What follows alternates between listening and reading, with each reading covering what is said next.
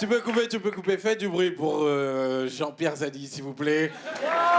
Un stand-upper qui a de l'avenir. Il a de l'avenir. Je sais, c'est Jean-Pascal, mais faut pas qu'on associe les deux noms.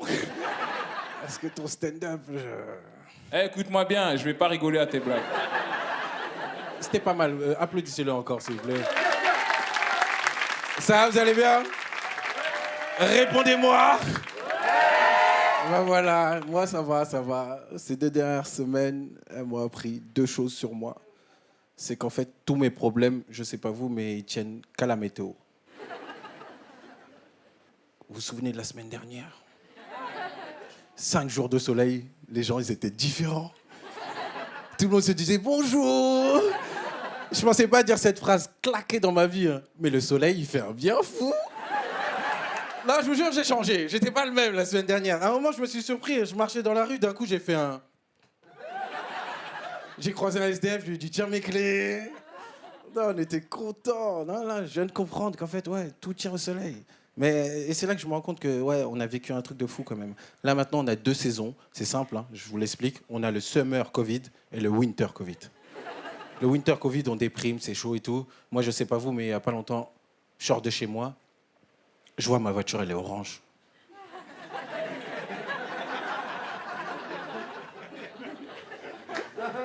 Je suis là, je bug et tout. Et là, il y a une voisine, elle sort de nulle part. Hein. Elle me dit, c'est le sable du Sahara.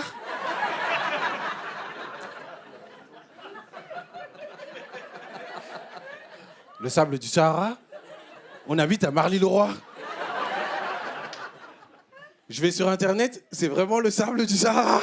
Vous savez, ce qui m'a choqué, c'est pas l'information, c'est la manière dont elle me l'a dit. Elle m'a dit ça comme si ça arrivait tous les 15 jours. Et c'est là que je vois que ces 2 dernières années, elles nous ont bousillé le cerveau. Il n'y a plus rien qui nous choque. C'est quoi la prochaine étape? Il y aura une invasion de sauterelles comme ça? Et ma voisine qui débarque de nulle part. C'est des sauterelles du Nicaragua. Non.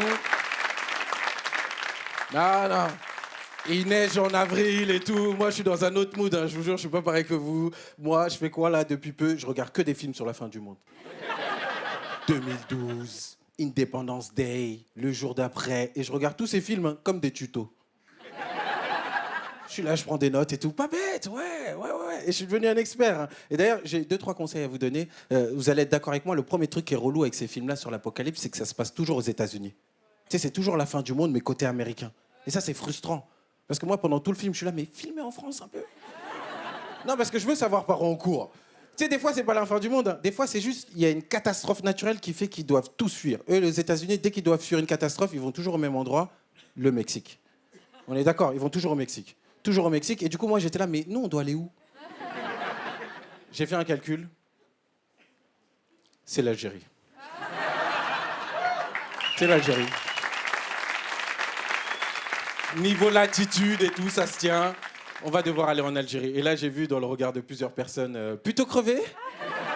Non, faudra y aller, faudra fuir. Et même dans la méthode de fuite, ils sont pas clairs. Eux, c'est toujours le même scénario. T'as le papa américain, il est là, il va voir sa femme, il dit « Va chercher les gosses pendant cela, je charge le pick-up. » Il monte dans le pick-up et là, boum, il trace. Moi, je connais pas la circulation aux États-Unis. Mais je sais qu'à Paris, le périph', il est bouché du lundi au lundi parce que les gens vont au boulot. Tu t'imagines le jour où tout le monde voudra sauver sa peau? Et je sais qu'il y a quand même des teubés qui vont la tenter. Hein. Ils vont être là. Non, mais t'inquiète, j'ai mis Waze, ça va le faire. Tu vas mourir bien vite. Ça, c'est sa première erreur. La deuxième, il fait quoi? C'est la fin du monde, il doit fuir. Lui, il fait quoi? Il fuit avec sa famille. Non. Erreur. Et là, je sais que je suis en train de vous perdre, mais si vous devez fuir avec l'apocalypse, ne fuyez pas avec des gens que vous aimez, ne fuyez pas avec des proches, parce que pendant la fuite, dès qu'il en manque un, il faut aller le chercher. Non, j'ai regardé The Walking Dead, il y a toute une saison parce qu'il y a une petite qui a disparu. Ils vont la chercher, pendant la recherche, ils perdent d'autres gens alors qu'elle était morte depuis le début. Et moi, pendant toute la recherche, j'étais là, mais fuyez! Fuyer avec des inconnus, c'est le meilleur plan. Tu fuis avec des inconnus, si on dit, les gars, il manque Jean-Michel. On s'en bat les couilles de Jean-Michel. Il a 73 ans. Qu'est-ce qu'il essaye de fuir? Accepte, Jean-Mi. Après, il y a un autre truc qui m'a fait rire dans ces films-là. Les films américains, t'as toujours le président américain, à un moment, il fait une interview, alors que les gens, ils savent que c'est la fin, comme s'ils avaient que ça à faire, regarder la télé. Donc il est là, il est très solennel, il est là. Mes chers compatriotes, c'est un coup dur pour l'humanité. prenez soin de votre famille, God bless America. Et moi, quand j'ai vu cette scène, hein, j'ai pensé à Macron direct. On peut dire ce qu'on veut sur sa politique, hein, mais c'est l'homme idéal pour cette annonce. Non, Macron, c'est un acteur incroyable. Vous avez vu ses dernières photos à l'Élysée récemment? Ah, c'est incroyable, hein. Il est là. À quoi dit John? Giorgio Armani. Est-ce que vous les avez vus? Je suis tout seul ou pas? Il y a des dernières photos, il est capuché et tout, il est en suite et tout. J'ai cru qu'il allait partir en couille, il nous lâchait un freestyle. Du genre, celle-ci, c'est pour toutes les prisons de France. Bois d'Ercy, libéré Balkany. Force à toi, frérot. Non, après, c'est mieux. Après, il y a un film qui m'a frustré, c'est 2012. Vous vous souvenez du film 2012 ou pas? Pour ceux qui ne l'ont pas vu, qui s'en souviennent plus, c'est un film où il y a une catastrophe naturelle qui va toucher tous les pays du Nord, tous les pays de l'Occident. Et du coup, ils construisent des vaisseaux, ils montent dans ces vaisseaux, ils survivent à l'apocalypse et tout, ils survivent, bam, ils arrivent sur le seul continent qui n'a pas été touché, l'Afrique, et là, fin du film.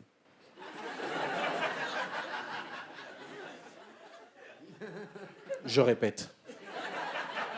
T'as une vague d'immigration massive occidentale qui arrive en Afrique, fin du film. Mais c'est ça qui est intéressant. Moi, je veux voir 2012-2. Parce que tout sera inversé. Tu sais, ce sera le monde à l'envers. Tous les clichés, les trucs, toutes les stigmatisations, tout sera inversé. Tu sais, dès qu'il fera froid, il y aura forcément une personne qui va leur dire « Ça vous rappelle votre pays, hein? Vous parlez l'européen? Je suis allé en Grèce une fois. Ils sont pauvres. Mais qu'est-ce qu'ils sont sympas? Tu sais, les diplômés, ils vont devoir passer l'équivalence, mais en bambara. Il y en a, ils vont atterrir dans des pays reculés, tu sais, en Afrique où il y a une culture un peu à l'opposé de ce qu'ils ont connu. Tu vois, ils vont atterrir là-bas et ils vont devoir s'intégrer. Tu sais, les pays qu'on voit que sur Arte où tout le village est à poil. Ou juste, tu es dans un bambou comme ça. Et s'intégrer, c'est pas facile, tu sais, tu dois oublier tes racines, ta culture et tout. Et il y en a, ils vont avoir du mal. Et là, ils vont être préhensibles par une sorte de Zemmour local. Il va être là, c'est des extrémistes, ils veulent pas s'intégrer. Oui, oui, ils couvrent leurs femmes. Des soutiens-gorge. Doit-on accepter le soutien-gorge en société?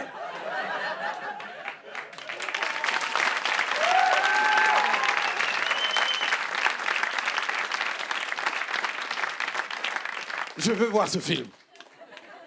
Une sorte de tout simplement blanc.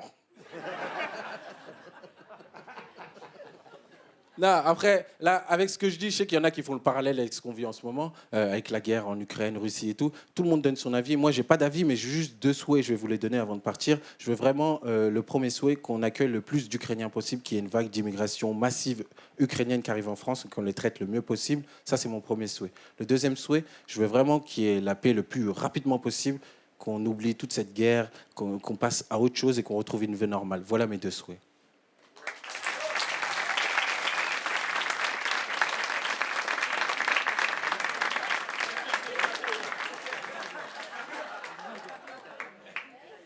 Vous sentez qu'il y a une suite. Et je vais vous la donner. Non, parce qu'après ça sera incroyable pour les Noirs et les Arabes. Parce que dès qu'on parlera d'immigration, ce sera plus nous. Ah, j'ai hâte. Non, sincèrement, on risque même de basculer de l'autre côté. On va sortir des phrases qu'on n'avait jamais pu sortir auparavant. On va être là, les immigrés, ils cassent les couilles. Et ils sont partout. Allez, merci de m'avoir écouté, je m'appelle René Mendes.